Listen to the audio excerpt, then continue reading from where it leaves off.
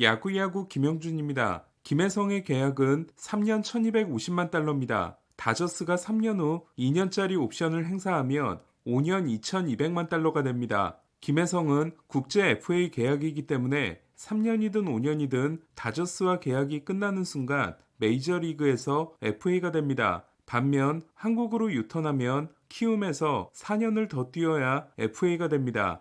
포스팅 진출 선수가 돌아오면 곧바로 FA가 되는 일본과 다른 부분입니다. 메이저리그는 보장 금액이 기준이기 때문에 김혜성은 평균 연봉이 417만 달러입니다. 지난해 메이저리그 선수들의 평균 연봉이 450만 달러였음을 감안하면 결코 적은 연봉이 아닙니다. 다저스는 사치세 4차 기준을 넘겼기 때문에 4차 라인을 넘은 지출에 대해서는 110%를 납부해야 합니다. 사치세까지 포함하면 다저스는 김혜성에게 연평균 876만 달러를 쓴 셈입니다. 다섯 번째, 포스팅 진출 선수를 만든 키움은 강정으로 500만 달러, 박병으로 1285만 달러, 김하성으로 552만 달러, 이정으로 1882만 달러, 김혜성으로 250만 달러를 받아 지금까지 이적료 수입이 4500만 달러가 됐습니다. 옵션이 행사돼 계약 규모가 늘어나거나 선수가 인센티브를 따내면 그만큼 이적료를 더 받게 됩니다. 다저스는 40인 로스터에서 김혜성의 자리를 만들기 위해 디에고 카르타야를 DFA 했습니다.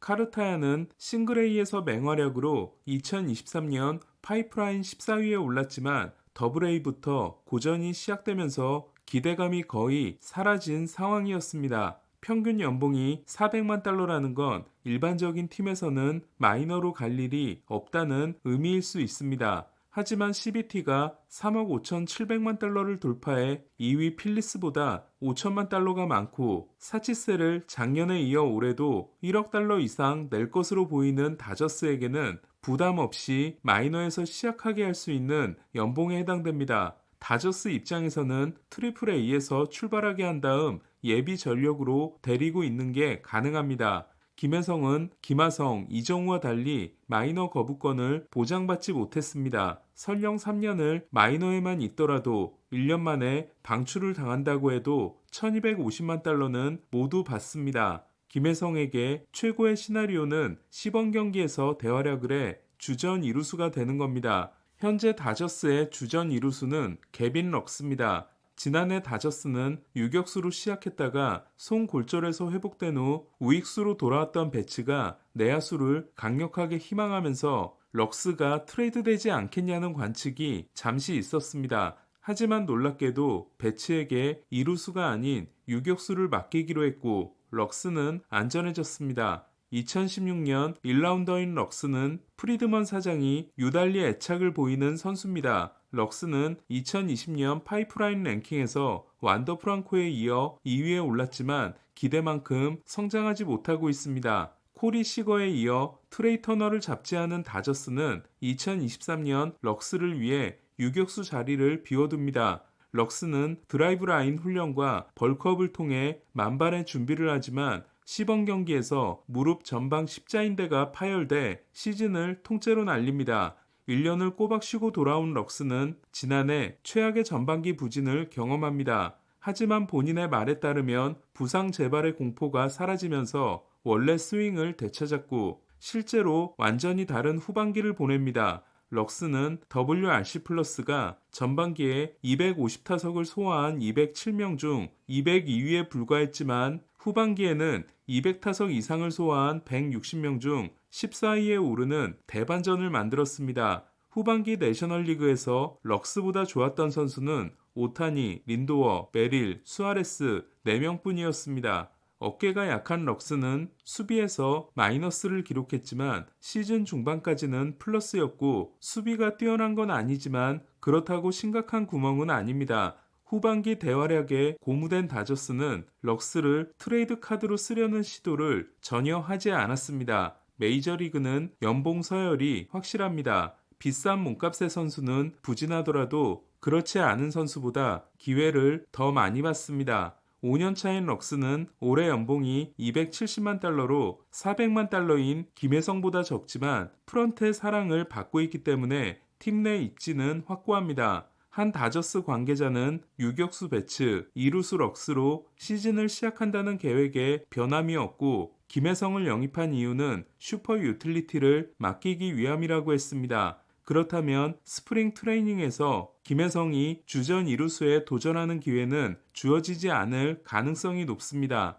관계자의 말대로라면 다저스가 자리가 없는 상황에서도 김혜성에게 1250만 달러를 쓴 건 슈퍼 유틸리티의 가능성을 높게 보고 있기 때문으로 여겨집니다. 템파베이 단장 시절 조메든 감독과 함께 벤 조브리스트에게 이루수와 우익수를 반반씩 맡겨 내야와 외야의 경계를 허물었던 프리드먼은 유틸리티를 대단히 좋아합니다. 다른 팀들이 내야와 외야가 모두 가능한 슈퍼 유틸리티를 한 명 정도 데리고 있을 때도 프리드먼은 크리스 테일러와 키케 에르난데스를 동시에 보유하고 있었습니다. 저는 김혜성과의 계약은 키케와의 결별을 의미할 가능성이 높고 키케와 테일러가 오랫동안 맡아온 유틸리티에서 세대 교체를 하려는 시도로 보입니다. 물론 올겨울 내내 예상이 어려운 행보를 보이는 다저스가 럭스를 트레이드하거나 키케와 재계약함으로써 이런 예상들을 모두 날릴 수도 있습니다.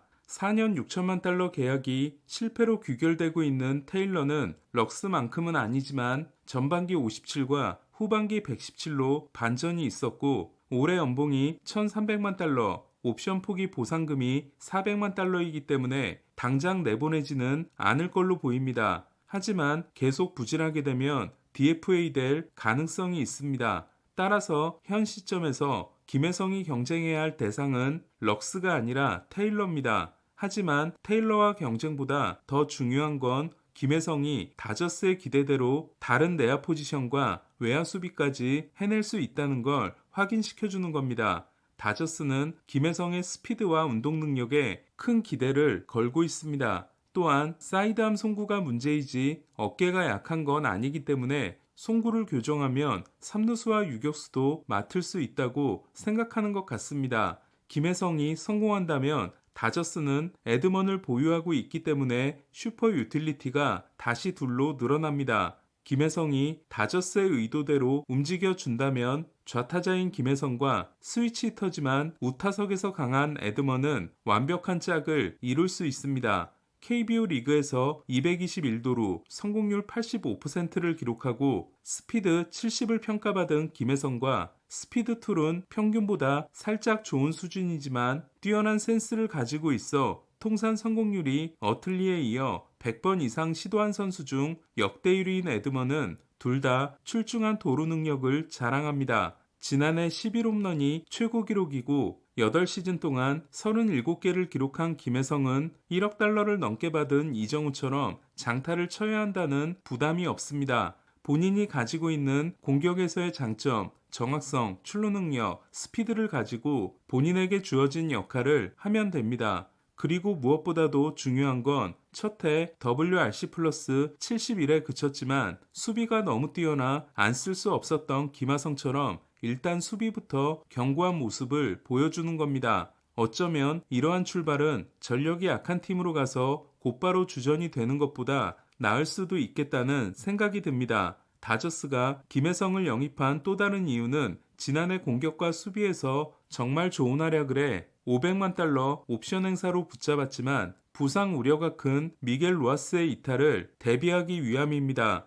루아스는 후반기에 다리 부상에 시달렸고 디비전 시리즈 도중 이탈한 바 있습니다. 36세 시즌을 시작하는 루아스는 다저스에서 코치가 되기를 희망하기 때문에 올해가 마지막 시즌일 수 있습니다. 테오스카를 붙잡고 에드먼에게 장기 계약을 줬으며 헤이워드의 자리에 더 비싼 좌타자를 영입한 다저스는 더 이상의 타자 보강은 없을 걸로 보입니다. 팬그래프의 예상대로 김혜성이 개막 로스터에 들고 테일러의 신분에도 변화가 없으면 파에스와 아웃맨이 마이너에서 시작해야 합니다. 둘은 마이너 옵션이 하나씩 남아 있습니다. 파에스, 아웃맨과 함께 달튼 러싱과 라이언 워드를 트리플 A에 대기시킨다는 건 그야말로 미친 뎁스라고 할 수 있습니다. 김하성이 샌디에고를 선택했을 때 많은 사람들은 마차도, 타티스, 크로네너스가 있는 샌디에고에서 기회가 없을 걸로 생각했습니다. 하지만 타티스는 부상, 금지 약물, 외야수 전환으로 유격수를 내놓았고 보가치가 중간에 합류하지만 김하성은 유격수를 맡게 됩니다. 현재의 경쟁 구도를 따지는 것보다 최고의 팀인 다저스를 고른 김혜성의 선택 또한 결과가 나올 때까지는 지켜봐야 할 걸로 보입니다. 다저스는 뎁스 차원의 영입이었더라도 본인이 어떻게 하느냐에 따라 자리는 달라질 수 있습니다. 과연 김혜성은 KBO 리그 통산 기록이 메이저리그에서는 중요하지 않다는 걸 증명하는 사례가 될 수 있을까요? 야구야구 김영준이었습니다.